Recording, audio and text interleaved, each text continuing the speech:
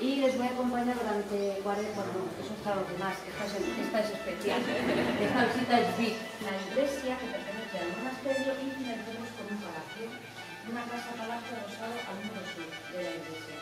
Lo ordenó construir el duque de España, como Carlos I, también emperador del Sacro Imperio Romano como Carlos I.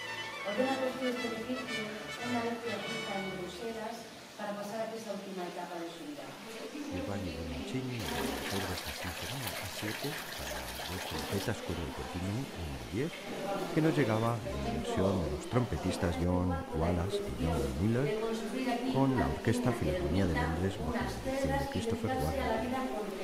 Y ahora tenemos estas dos delicias que son estas dos chaconas para el laúd de Silvius Leopold Weiss.